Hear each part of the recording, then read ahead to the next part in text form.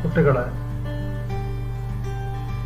Module 3-ൽ നാം ഇതുവരെ പഠിച്ചത് ഒന്ന് introduction to marine diesel engine, 2 marine low speed engine construction, 3 marine diesel engine system. ഈ 3 യൂണിറ്റുകളിൽ നിന്നും മറൈൻ ഡീസൽ എഞ്ചിനെ പറ്റിയിട്ടുള്ള ഏകദേശ ധാരണ നമുക്ക് ലഭിച്ചിട്ടുണ്ട്.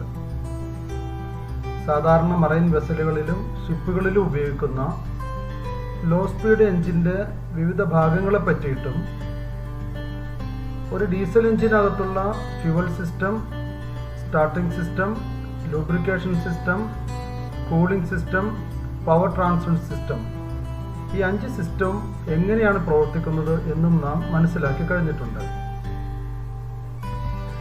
ഇനി അടുത്ത യൂണിറ്റിൽ മറൈൻ ഡീസൽ എഞ്ചിൻസിൻ്റെ മെയിൻ്റനൻസ് ആൻഡ് ട്രബിൾ ഷൂട്ടിംഗ് ആണ് നാം പഠിക്കാൻ പോകുന്നത്. മെയിൻ്റനൻസ് ആൻഡ് ട്രബിൾ ഷൂട്ടിംഗ് എന്ന് പറഞ്ഞാൽ ഒരു എഞ്ചിൻ റെഡി ടു യൂസ് ആയി മെയിൻറ്റെയിൻ ചെയ്യാൻ വേണ്ടി എന്തൊക്കെ കാര്യങ്ങളാണ് നാം ശ്രദ്ധിക്കേണ്ടത് എന്നാണ് ഈ യൂണിറ്റിൽ നാം പഠിക്കാൻ പോകുന്നത്. ഈ യൂണിറ്റിൽ നാം പഠിക്കുന്ന പ്രധാനപ്പെട്ട പോയിന്റുകൾ നമുക്ക് ആദ്യം ഒന്ന് നോക്കാം. എന്താണ് മെയിൻ്റനൻസ്? അതുപോലെ തന്നെ ഷെഡ്യൂൾഡ് മെയിൻ്റനൻസിന് വേണ്ടുന്ന ഗൈഡ് ലൈൻസ് എന്തൊക്കെയാണ്? ടോപ്പ് ഓവർഹൗളിംഗ് അല്ലെങ്കിൽ ഡീകാർബണൈസേഷൻ എന്ന് പറഞ്ഞാൽ എന്താണ്? എങ്ങനെയാണ് ഒരു എഞ്ചിൻ്റെ വാൽവ് ക്ലിയറൻസ് അഡ്ജസ്റ്റ് ചെയ്യുന്നത്? അതുപോലെ ഒരു എഞ്ചിൻ്റെ സാധാരണ വരാൻ സാധ്യതയുള്ള ഫാൾട്ടുകൾ എന്തൊക്കെയാണ്? ഫാൾട്ട് ഡയഗ്നോസിസ് ആൻഡ് റെക്ടിഫിക്കേഷൻ, ആ ഫാൾട്ടുകളുടെ പരിഹാരങ്ങൾ എന്തൊക്കെയാണ്? എന്താണ് ക്യാവിറ്റേഷൻ ഇൻ പ്രൊപ്പല്ലർ എന്ന് പറഞ്ഞാൽ? അതുപോലെ crankcase explosion, oil mist detector, engine oil quality checking, ഇത്രയും കാര്യങ്ങളാണ് ഈ യൂണിറ്റിൽ നാം പഠിക്കുന്നത്. ആദ്യമായി എന്താണ് മെയിൻ്റനൻസ് എന്ന് നമുക്ക് നോക്കാം. കഴിഞ്ഞ വർഷം മറൈൻ ടെക്നോളജിയുടെ 1ാം വർഷത്തിൽ നാം മെയിൻ്റനൻസ് എന്താണ് എന്ന് പഠിച്ചതാണ്. എങ്കിലും നമുക്ക് ഒന്നുകൂടി അതിനെ റിവ്യൂ ചെയ്ത് നോക്കാം. മെയിൻ്റനൻസിനെ പ്രധാനമായും 3ആയി തരംതിരിച്ചിട്ടുണ്ട്. 1 preventive maintenance, 2 corrective maintenance, 3 breakdown maintenance. ഇതിൽ തന്നെ പ്രിവെൻറ്റീവ് മെയിൻ്റനൻസിനെ പീരിയോഡിക് മെയിൻ്റനൻസ് എന്നും പ്രെഡിക്റ്റീവ് മെയിൻ്റനൻസ് എന്നും 2ആയി വീണ്ടും തരംതിരിച്ചിട്ടുണ്ട്. നമുക്കിതിൽ ഓരോന്നും എന്തൊക്കെയാണെന്ന് നോക്കാം. ബ്രേക്ക് ഡൗൺ മെയിൻ്റനൻസ് എന്ന് പറഞ്ഞാൽ ഒരു എഞ്ചിൻ അത് പ്രവർത്തനരഹിതമായ ശേഷം അല്ലെങ്കിൽ അത് ബ്രേക്ക് ഡൗൺ ആയതിനു ശേഷം നടത്തുന്ന എമർജൻസി മെയിൻ്റനൻസ് ആണ് ബ്രേക്ക് ഡൗൺ മെയിൻ്റനൻസ് എന്നതുകൊണ്ട് ഉദ്ദേശിക്കുന്നത്. പ്രിവെൻറ്റീവ് മെയിൻ്റനൻസ് എന്ന് പറയുന്നത് ഒരു എഞ്ചിൻ്റെ ഹെൽത്തി കണ്ടീഷൻ മെയിൻറ്റെയിൻ ചെയ്യാൻ വേണ്ടി അതിന് റുട്ടീനായി ചെയ്യേണ്ടുന്ന കുറേ ഇൻസ്പെക്ഷൻ, ക്ലീനിങ്, റീപ്ലേസ്മെൻറ്റ്, റിപ്പയറിംഗ് തുടങ്ങിയ ആക്ടിവിറ്റീസിനാണ് പ്രിവെൻറ്റീവ് മെയിൻ്റനൻസ് എന്ന് പറയുന്നത്. പ്രിവെൻറ്റീവ് മെയിൻ്റനൻസിനെ 2ആയി തരംതിരിച്ചിട്ടുണ്ട്. 1 പീരിയോഡിക് മെയിൻ്റനൻസ് അഥവാ time based maintenance. Periodic maintenance എന്ന് പറഞ്ഞാൽ ഓരോ എഞ്ചിൻ്റെയും മാനുഫാക്ചററുടെ മാനുവലിൽ നിന്നും ആ എഞ്ചിൻ്റെ നിശ്ചിത സമയത്തിനുള്ളിൽ ചെയ്യേണ്ടുന്ന ക്ലീനിങ് വർക്കുകൾ, ഇൻസ്പെക്ഷൻ, അതുപോലെ തന്നെ റിപ്പയറിംഗ്, റീപ്ലേസിംഗ് തുടങ്ങിയ കാര്യങ്ങൾ തന്നിരിക്കുന്ന ഷെഡ്യൂൾ പ്രകാരം ചെയ്യുന്നതിനാണ് പീരിയോഡിക് മെയിൻ്റനൻസ് എന്ന് പറയുന്നത്. പീരിയോഡിക് മെയിൻ്റനൻസ് ചെയ്യുന്ന ഒരു എഞ്ചിൻ്റെ ലൈഫ് കൂടുതലായിരിക്കും. അങ്ങനെയുള്ള എഞ്ചിൻസ് ഒരു ബ്രേക്ക് ഡൗൺ മെയിൻ്റനൻസിലേക്ക് പോകാനുള്ള സാധ്യത വളരെ കുറവാണ്. പ്രിവെൻറ്റീവ് മെയിൻ്റനൻസിൻ്റെ തന്നെ വേറൊരു ഡിവിഷനാണ് പ്രെഡിക്റ്റീവ് മെയിൻ്റനൻസ് അഥവാ condition based maintenance. Condition based മെയിൻ്റനൻസിനകത്ത് എഞ്ചിൻ്റെ ഓരോ പാർട്ടുകളും അതിന് നിശ്ചയിച്ചിട്ടുള്ള ലൈഫ് പീരീഡിനേക്കാൾ കൂടുതൽ ചിലപ്പോൾ പ്രവർത്തിച്ചേക്കാം. അത് എങ്ങനെയാണ്, എത്ര മണിക്കൂർ വരെ അത് കൂടുതൽ പ്രവർത്തിക്കാം എന്ന് കണ്ടുപിടിച്ച് അതിൻ്റെ കണ്ടീഷനെ ബേസ് ചെയ്തുകൊണ്ട് മെയിൻറ്റെയിൻ ചെയ്യുന്നതിനാണ് പ്രൊഡിക്റ്റീവ് മെയിൻ്റനൻസ് എന്ന് പറയുന്നത്. വേറൊന്നാണ് കറക്റ്റീവ് മെയിൻ്റനൻസ്. കറക്റ്റീവ് മെയിൻ്റനൻസിനകത്ത് ഒരു എഞ്ചിൻ്റെ മാനുഫാക്ചറിംഗ് ലെവലിൽ തന്നെ എന്തെങ്കിലും തകരാറുകൾ സംഭവിച്ചിട്ടുണ്ടെങ്കിൽ ആ തകരാറുകൾ മാനുഫാക്ചർഡ് എഞ്ചിനിൽ നിന്നുകൊണ്ട് തന്നെ കറക്റ്റ് ചെയ്തുകൊണ്ട് ചെയ്യുന്നതിനാണ് കറക്റ്റീവ് മെയിൻ്റനൻസ് എന്ന് പറയുന്നത്. അങ്ങനെ കറക്റ്റീവ് മെയിൻ്റനൻസിലൂടെ ആ എഞ്ചിൻ്റെ മാക്സിമം എഫിഷ്യൻസിയിൽ നമുക്കതിനെ പ്രവർത്തിപ്പിക്കാൻ കഴിയും. അടുത്തതായിട്ട് guide line four scheduled maintenance. ഒരു ഷിപ്പിലെ ഡെയിലി മെയിൻ്റനൻസിൽ എന്തൊക്കെയാണ് ശ്രദ്ധിക്കേണ്ടത് എന്ന് നോക്കാം. ഈ ഡെയിലി മെയിൻ്റനൻസിൽ ശ്രദ്ധിക്കേണ്ട കാര്യങ്ങൾ ഒരു ലോഗ് ബുക്കിലേക്ക് വാച്ച് കീപ്പിംഗ് ഓഫീസർ രേഖപ്പെടുത്തി വെക്കേണ്ടതാണ്. കളർ ഓഫ് സ്മോക്ക്, അതുപോലെ തന്നെ എയർ കംപ്രസറിൻ്റെ outlet pressure, air bottle pressure, lube oil പമ്പിൻ്റെ inlet and outlet pressure, cooling water pump inlet and outlet pressure and temperature, അതുപോലെ തന്നെ എക്സോസ്റ്റ് ആൻഡ് ഇൻലെറ്റ് മാനിഫോൾഡിൻ്റെ pressure and temperature, voltmeter, ammeter reading from electrical control panel, stern tube lubrication, അതുപോലെ തന്നെ stern tube lube oil gravity, tank level തുടങ്ങിയ കാര്യങ്ങൾ daily maintenance ഷിപ്പിനകത്ത് ഒരു watch keeping officer രേഖപ്പെടുത്തിക്കൊണ്ടിരിക്കേണ്ടതാണ്.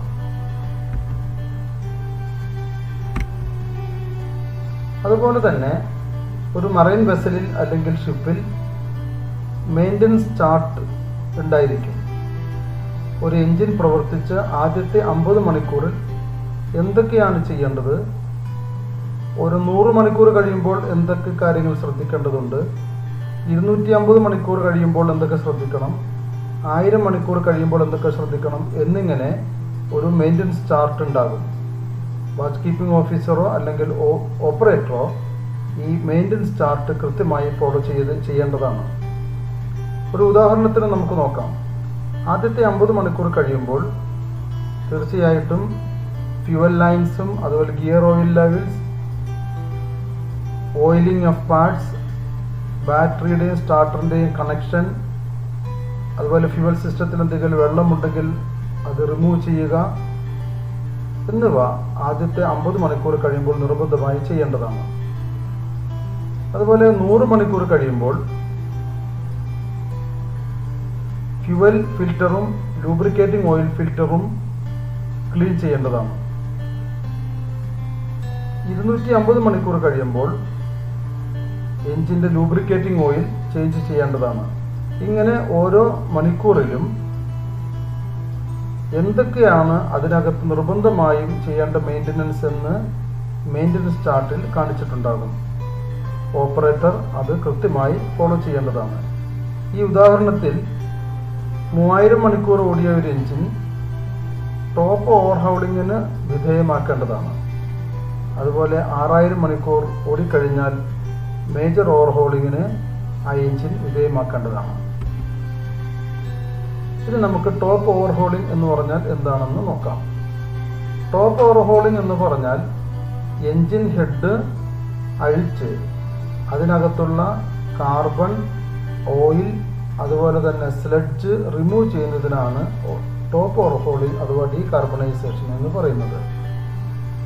അതുപോലെ തന്നെ സിലിണ്ടർ ഹെഡിൽ നമ്മൾ വിഷ്വൽ ഇൻസ്പെക്ഷൻ നടത്തി എന്തെങ്കിലും പാർട്ടുകൾക്ക് വല്ല ക്രാക്കുകൾ സംഭവിച്ചിട്ടുണ്ടോ എന്നും പരിശോധിക്കേണ്ടതാണ്.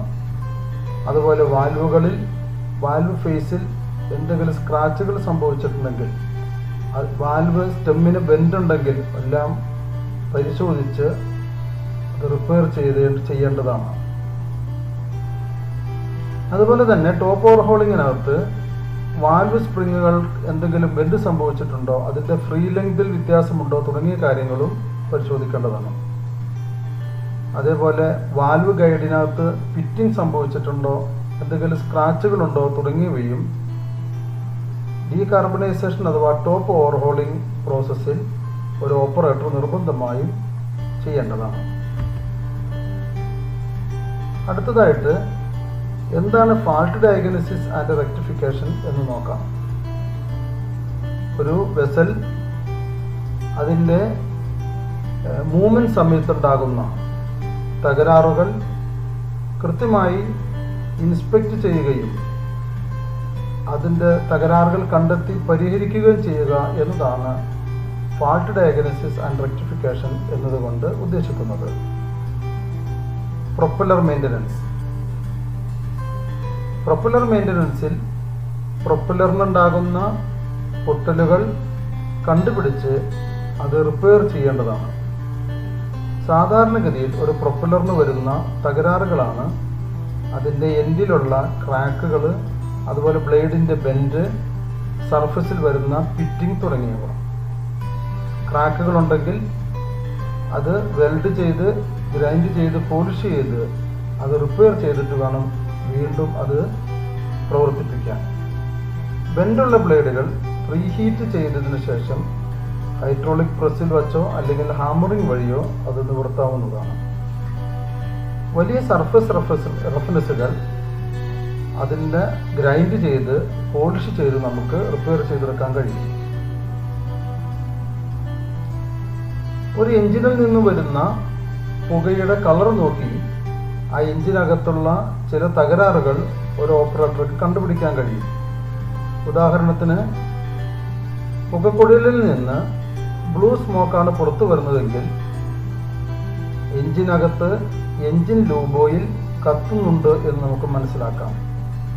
അങ്ങനെ എഞ്ചിൻ ലൂബ് ഓയിൽ സിലിണ്ടറിൽ പ്രവേശിക്കുന്നുണ്ടെങ്കിൽ അതിൻ്റെ ഓയിൽ റിങ്ങിന് എന്തെങ്കിലും തകരാറുണ്ട് എന്ന കാര്യം മനസ്സിലാക്കുകയും എഞ്ചിൻ മെയിൻ്റനൻസ് സമയത്ത് അത് പ്രത്യേകമായി പരിഗണിച്ചുകൊണ്ട് റിപ്പയർ ചെയ്യാവുന്നതുമാണ്. അതുപോലെ തന്നെ വെള്ള കളർ സ്മോക്ക് പുറത്തു വരുന്നുണ്ടെങ്കിൽ അതിൻ്റെ അർത്ഥം ഫ്യൂവലിനകത്ത് വാട്ടർ കണ്ടന്റ് ഉണ്ട് എന്നാണ്. ചിലപ്പോൾ എഞ്ചിൻ്റെ ഓപ്പറേറ്റിംഗ് ടെമ്പറേച്ചറിൽ എത്താത്ത സമയത്തും ഇതുപോലെ വൈറ്റ് കളർ സ്മോക്ക് വരാം. ഒരു എഞ്ചിനിൽ നിന്നും ബ്ലാക്ക് കളർ സ്മോക്ക് പുറത്തു വരുന്നുണ്ടെങ്കിൽ അതിൻ്റെ അർത്ഥം അതിനകത്ത് ആവശ്യത്തിന് എയർ കിട്ടുന്നില്ല, അതല്ലെങ്കിൽ എഞ്ചിൻ ഓവർലോഡാണ്, അതുമല്ലെങ്കിൽ ഫ്യുവൽ കൂടുതലാണ്. അപ്പോൾ ഇത് ഏതാണ്, ഈ 3 കാരണങ്ങളിൽ ഏത് കാരണമാണ് എന്ന് അതാത് സിസ്റ്റം ഇൻസ്പെക്ട് ചെയ്ത് കറക്റ്റ് ചെയ്തുകൊണ്ട് അതിൻ്റെ പരിഹാരത്തിലേക്ക് പോകാവുന്നതാണ്. ചില തകരാറുകളും അതിൻ്റെ കാരണങ്ങളും റെമഡിയും നമുക്ക് നോക്കാം. എൻജിൻ ഹൈ ടെമ്പറേച്ചറിൽ നിൽക്കുന്നു. ഒരു എൻജിൻ ഹൈ ടെമ്പറേച്ചറിൽ നിൽക്കാൻ പല കാരണങ്ങളുണ്ടാകാം. ഇപ്പോൾ വാൽവ് ട്രെയിനുമായി ബന്ധപ്പെട്ട ചില പ്രശ്നങ്ങളാകാം. വാൽവ് ട്രെയിനുമായി ബന്ധപ്പെട്ട ഒരു പ്രശ്നമാണ് വാൽവ് ടൈമിംഗ് ഫോൾട്ടി ആകുന്നു, തകരാറിലാകുന്നു എന്നത്.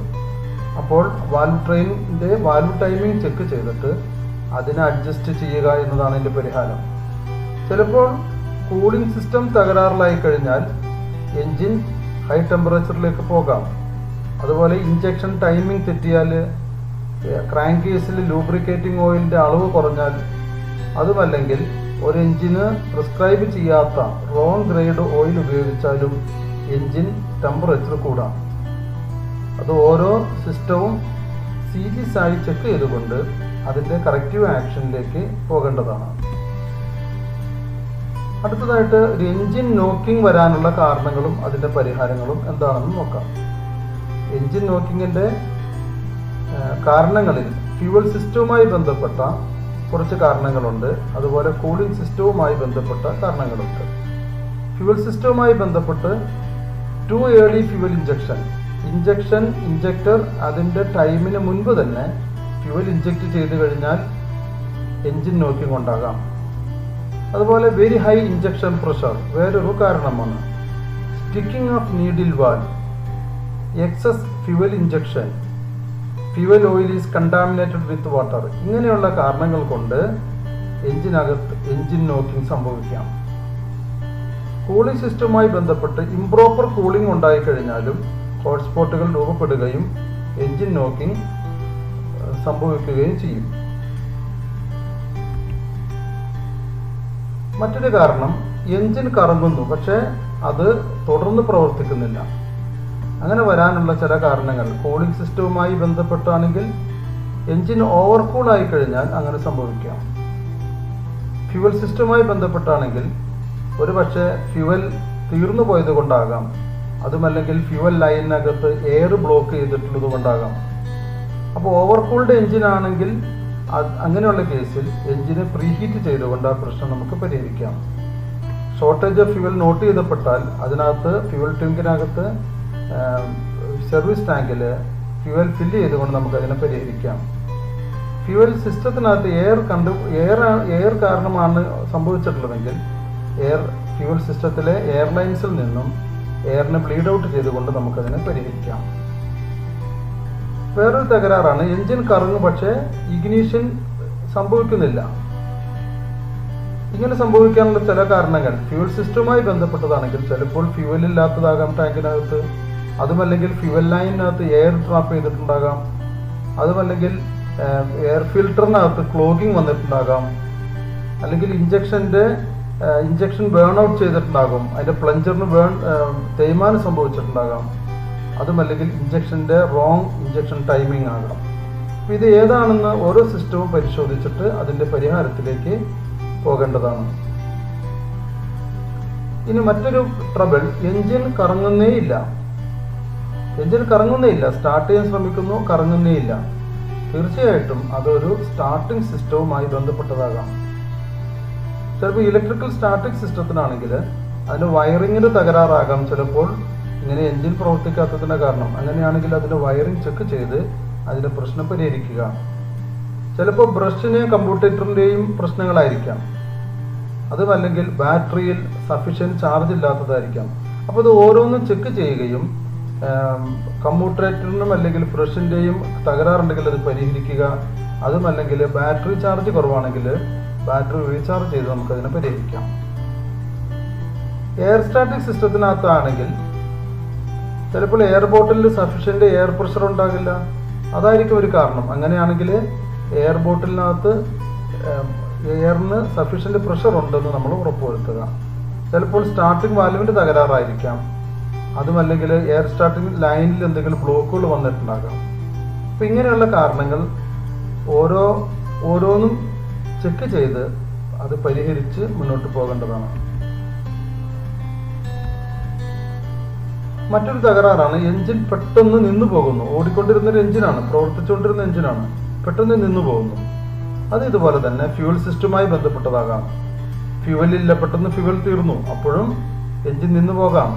അതുമല്ലെങ്കിൽ ഫ്യൂവൽ ഫിൽറ്റർ പെട്ടെന്ന് ബ്ലോക്കായി, അപ്പോൾ സഫീഷ്യൻ്റ് എയർ കിട്ടാതെയും എൻജിൻ നിന്നു പോകാം. ഫ്യൂവൽ ഇല്ലെങ്കിൽ ഫ്യൂവൽ ചെക്ക് ചെയ്യുക, ഫില്ല് ചെയ്യുക. അതുപോലെ തന്നെ ഫ്യൂവൽ ഫിൽറ്ററാണ് കംപ്ലൈൻ്റ് എങ്കിൽ അതിൻ്റെ ഫ്യൂവൽ ഫിൽറ്റർ റീപ്ലേസ് ചെയ്യുകയോ അല്ലെങ്കിൽ ക്ലീൻ ചെയ്തിടുകയോ ചെയ്യാം. ഇനി എൻജിനുമായി ബന്ധപ്പെട്ട് ചിലപ്പോൾ ടൈമിംഗ് ഗിയറിൻ്റെ ടൂത്ത് ലൂസായതുകൊണ്ടോ അല്ലെങ്കിൽ പൊട്ടിപ്പോയാലോ ഇത് സംഭവിക്കാം. അല്ലെങ്കിൽ കണക്റ്റിംഗ് റോഡിൻ്റെ ബിയറിംഗ് സ്റ്റക്കായി പോയിട്ടുണ്ടെങ്കിൽ സംഭവിക്കാം.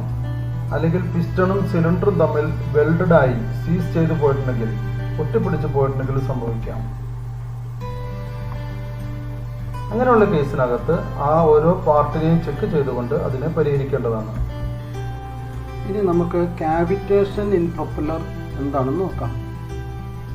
പ്രൊപ്പല്ലർ ബ്ലേഡിൻ്റെ മുകളിൽ പ്രൊപ്പല്ലർ പ്രവർത്തിക്കുമ്പോഴുള്ള ബാക്ക് പ്രഷർ കാരണം ബബിൾസ് ഫോം ചെയ്യുന്നതിനാണ് കാവിറ്റേഷൻ എന്ന് പറയുന്നത്. ഇതുപോലുള്ള ബബിൾസിനകത്ത് എയർ ട്രാപ്പിഡായി കിടക്കുകയും അതുവഴി നമ്മളുടെ പ്രൊപ്പല്ലറിൻ്റെ ത്രസ്റ്റ് ലോസിന് കാരണമാവുകയും ചെയ്യും. കൂടാതെ ബ്ലേഡ് സർഫസിനകത്ത് പിറ്റിംഗ് പോലെ വരികയും അങ്ങനെ എറോഷൻ സംഭവിക്കുകയും ചെയ്യും. കൂടാതെ വൈബ്രേഷനും നോയ്സും ഉണ്ടാവുകയും ചെയ്യും. കാവിറ്റേഷൻ വരാത്ത രീതിയിലുള്ള പ്രോപ്പർ ഡിസൈൻ ഓഫ് പ്രൊപ്പല്ലർ ആണ് അതിൻ്റെ പരിഹാരം. ഇനി നമുക്ക് ഓയിൽ മിസ്റ്റ് ഡിറ്റക്ടർ എന്താണെന്ന് നോക്കാം. ക്രാങ്ക് കേസിൽ ഓയിൽ മിസ്റ്റ് ഉണ്ടാകാനുള്ള പ്രധാനപ്പെട്ട കാരണം എൻജിൻ ഓയിലിൻ്റെ വേപ്പറൈസേഷനാണ്. എൻജിൻ ക്രാങ്ക് കേസിലുണ്ടാകുന്ന ഹോട്ട്സ്പോട്ട് കാരണം എൻജിൻ ഓയിൽ വേപ്പറൈസ് ആവുകയും ഓയിൽ മിസ്റ്റ് ഫോം ചെയ്യുകയും ചെയ്യും. ഇങ്ങനെ ഉണ്ടാകുന്ന ഓയിൽ മിസ്റ്റ് കൂടിക്കഴിഞ്ഞാൽ, ബിൽഡപ്പ് ആയി കഴിഞ്ഞാൽ ക്രാങ്ക് കേസ് എക്സ്പ്ലോഷന് കാരണമാകും. സാധാരണഗതിയിൽ ഓയിൽ മിസ്റ്റ് ഡിറ്റക്ടർ ക്രാങ്ക് കേസിനകത്ത് ഉപയോഗിക്കുകയാണെങ്കിൽ ബിൽഡപ്പ് ഓഫ് ഓയിൽ മിസ്റ്റ് നമുക്ക് തിരിച്ചറിയാനും അതിനെ ഒഴിവാക്കാനും കഴിയും. ഒരു ഓയിൽ മിസ്റ്റ് ഡിറ്റക്ടറിൻ്റെ ചിത്രമാണ് ഇതോടൊപ്പം ചേർത്തിട്ടുള്ളത്. ഈ ഓയിൽ മിസ്റ്റ് ഡിറ്റക്ടർ ക്രാങ്ക് കേസിൽ നിന്ന് ഓയിൽ മിസ്റ്റിൻ്റെ സാമ്പിൾ കണ്ടിന്യൂസ് ആയിട്ട് കളക്ട് ചെയ്യുകയും അതിലുള്ള ഓയിൽ മിസ്റ്റ് കോൺസെൻട്രേഷൻ്റെ പെർസെൻറ്റേജ് പുറത്ത് ഒരു ഡിജിറ്റൽ ഡിസ്പ്ലേ വഴി നമുക്ക് കാണിച്ചു തരികയും ചെയ്യും. ഒരു ലിമിറ്റിൽ കൂടിയാൽ നമുക്ക് ക്രാങ്ക് കേസിൽ നിന്നും ഓയിൽ മിസ്റ്റിനെ റിമൂവ് ചെയ്തുകൊണ്ട് അതിനെ നിയന്ത്രിക്കാം. ഇത് എന്താണ് മൈക്രോബയൽ ഡീഗ്രഡേഷൻ ഓഫ് ഓയിൽ എന്ന് നോക്കാം. എൻജിൻ ഓയിലിനകത്ത് ഏതെങ്കിലുമൊക്കെ സമയത്ത് വന്നു ചേരുന്ന വാട്ടർ കണ്ടന്റ് എൻജിൻ ഓയിലിൽ മൈക്രോ ഓർഗാനിസം വളരാൻ കാരണമാകും. ഈ microorganism engine oil additives ആയ നൈട്രജൻ, സൾഫർ, ഫോസ്ഫറസ് തുടങ്ങിയ മൂലകങ്ങളുമായി പ്രവർത്തിച്ച് നമ്മുടെ എൻജിൻ ഓയിലിലെ ഹൈഡ്രോ കാർബണിനെ നശിപ്പിച്ച് കളയും. ഒരു പ്രത്യേക ടെമ്പറേച്ചറിൽ ഈ മൈക്രോ ഓർഗാനിസം വളർന്ന് മൾട്ടിപ്ലൈ ആവുകയും അങ്ങനെ നമ്മുടെ ഓയിൽ സിസ്റ്റത്തെ തകരാറിലാക്കുകയും ചെയ്യും. ഇങ്ങനെ ഓയിൽ സിസ്റ്റം തകരാറിലായി കഴിഞ്ഞാൽ ക്രാങ്ക് കേസിനകത്തുള്ള മെറ്റൽ സർഫേസിൽ പിറ്റുകൾ ഉണ്ടാവുകയും ഇറോഷൻ സംഭവിക്കുകയും ഓയിൽ ഫിൽറ്ററുകൾ ബ്ലോക്ക് ആവുകയും ചെയ്യും. Microbial infection test is conducted to find this type of infection. ഈ ടെസ്റ്റ് വഴി ഈ മൈക്രോ ഓർഗാനിസത്തിൻ്റെ പ്രസൻസ് നമുക്ക് കണ്ടുപിടിക്കുകയും അങ്ങനെ അതിനെ ഒഴിവാക്കാനും കഴിയും. നമ്മുടെ സാമ്പിൾ എടുത്ത് കൾച്ചർ ചെയ്ത ശേഷം ഒരു സ്റ്റാൻഡേർഡ് കളർ ചാർട്ടുമായി കമ്പയർ ചെയ്തുകൊണ്ടാണ് മൈക്രോബയൽ ഡീഗ്രഡേഷൻ ഓഫ് ഓയിൽ നമുക്ക് കണ്ടുപിടിക്കാൻ കഴിയുന്നത്.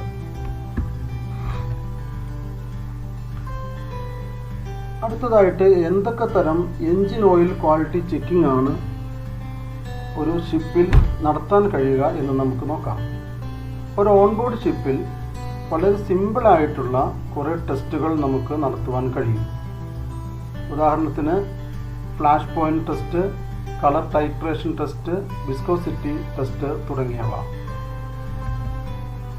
പ്രധാനമായും 6 ടെസ്റ്റുകളാണ് ഒരു ഓൺബോർഡ് ഷിപ്പിൽ ഒരു ഓപ്പറേറ്റർക്കോ അല്ലെങ്കിൽ ഒരു എഞ്ചിനീയർക്കോ വളരെ സിമ്പിളായിട്ട് നടത്താൻ കഴിയുന്നത്.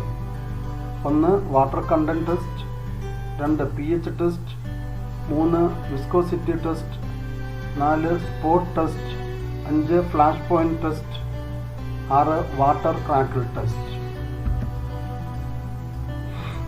ഒരു വാട്ടർ കണ്ടന്റ് ടെസ്റ്റ് ചെയ്യാനുള്ള അപ്പാരറ്റസ് ആണ് ഈ ഫിഗറിൽ കാണിച്ചിട്ടുള്ളത്. ഈ അപ്പാരറ്റസിലേക്ക് നമുക്ക് ടെസ്റ്റ് ചെയ്യാനുള്ള ഓയിലിൻ്റെ 5 ml സാമ്പിൾ ഒഴിക്കുകയും അതിനോടൊപ്പം ചേർത്തിട്ടുള്ള റിയേജൻ്റ് കൂടി പ്രവർത്തിച്ചിട്ട് ഇതിലുള്ള ഓയിലിലെ വാട്ടർ പെർസെൻറ്റേജ് നമുക്ക് ഡിജിറ്റലായി കാണുവാൻ കഴിയും. വളരെ ഈസിയായി ചെയ്യാൻ പറ്റുന്ന ഒരു ടെസ്റ്റാണ് വാട്ടർ കണ്ടന്റ് ടെസ്റ്റ്. അടുത്തത് pH ടെസ്റ്റാണ്. pH ടെസ്റ്റ് ചെയ്യാൻ വേണ്ടി ഉപയോഗിക്കുന്നത് pH പേപ്പറും അതുപോലെ തന്നെ pH സ്കെയിലുമാണ്. കൊടുത്തിരിക്കുന്ന ഫിഗറിൽ ഒരു pH പേപ്പറിൻ്റെയും pH സ്കെയിലിൻ്റെയും പടങ്ങൾ കാണിച്ചിട്ടുണ്ട്. ഒരു ഡ്രോപ്പ് ഓയിൽ എടുത്ത് pH പേപ്പറിൽ ഒഴിച്ചു കഴിഞ്ഞാൽ അതിൽ വരുന്ന കളർ ചേഞ്ച് നമുക്ക് pH സ്കെയിലിൽ കൊടുത്തിട്ടുള്ള സ്റ്റാൻഡേർഡ് കളറുമായി കമ്പയർ ചെയ്തുകൊണ്ടാണ് pH വാല്യൂ കണ്ടുപിടിക്കുന്നത്. അടുത്തത് വിസ്കോസിറ്റി ടെസ്റ്റാണ്.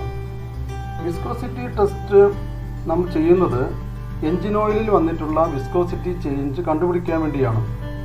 ചിലപ്പോൾ ഡീസൽ ഓയിലോ അല്ലെങ്കിൽ ഹെവി ഓയിലോ അല്ലെങ്കിൽ എന്തെങ്കിലും സ്ലഡ്ജുകളോ എൻജിൻ ഓയിലിൽ വന്ന് വീണിട്ടുണ്ടെങ്കിൽ, മിക്സ് ആയിട്ടുണ്ടെങ്കിൽ അതിൻ്റെ വിസ്കോസിറ്റി അത് ബാധിക്കും. വിസ്കോസിറ്റി ടെസ്റ്റ് വളരെ സിമ്പിളായി ചെയ്യാൻ വേണ്ടി ഉപയോഗിക്കുന്ന ഉപകരണമാണ് ഫ്ലോ സ്റ്റിക്ക് അപ്പാരറ്റസ്. അതിൻ്റെ പടമാണ് ഇവിടെ കാണിച്ചിട്ടുള്ളത്. പടത്തിൽ നിന്ന് നമുക്ക് മനസ്സിലാക്കാം, ഇതിൽ 2 ഫ്ലോ പാത്തുകൾ കാണുന്നുണ്ട്. അതിലൊന്നിൽ യൂസ്ഡ് ഓയിലും മറ്റൊന്നിൽ സ്റ്റാൻഡേർഡ് ഫ്രഷ് ഓയിലും ഒഴിക്കുകയും ശേഷം ഈ അപ്പാരറ്റസ് ടിൽറ്റ് ചെയ്യുമ്പോൾ 2 ഓയിലിൻ്റെയും ഫ്ലോ അതിൽ കൊടുത്തിട്ടുള്ള റെഫറൻസ് പോയിന്റുമായി കമ്പയർ ചെയ്തുകൊണ്ട് നമുക്ക് വിസ്കോസിറ്റി കണ്ടുപിടിക്കാൻ കഴിയും.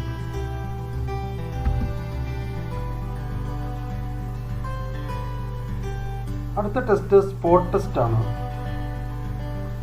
ഒരു ബ്ലോട്ടർ പേപ്പറിൻ്റെ സഹായത്തോടു കൂടി സ്പോട്ട് ടെസ്റ്റ് നമുക്ക് ചെയ്യാവുന്നതാണ്.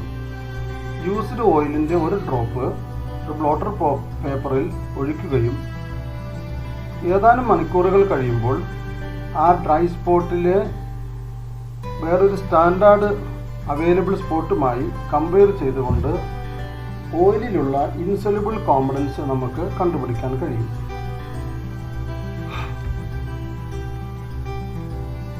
അടുത്ത ടെസ്റ്റ് ഫ്ലാഷ് പോയിന്റ് ടെസ്റ്റ് ആണ്. ഫ്ലാഷ് പോയിന്റ് ടെസ്റ്റ് സാധാരണ ചെയ്യുന്നത് പെൻസ്കി മാർട്ടിൻ ക്ലോസ്ഡ് കപ്പ് അപ്പാരറ്റസ് ഉപയോഗിച്ചിട്ടാണ്. ഈ അപ്പാരറ്റസിന്റെ ചിത്രമാണ് ഇതിൽ കാണിച്ചിട്ടുള്ളത്. ഈ അപ്പാരറ്റസ് ഉപയോഗിച്ച് ഒരു എക്സ്റ്റേണൽ ഇഗ്നിഷ്യബിൾ സോഴ്സ് ഉപയോഗിച്ച് ഓയിലിൻ്റെ ഫ്ലാഷ് പോയിന്റ് നമുക്ക് വളരെ എളുപ്പത്തിൽ കണ്ടുപിടിക്കാൻ കഴിയും.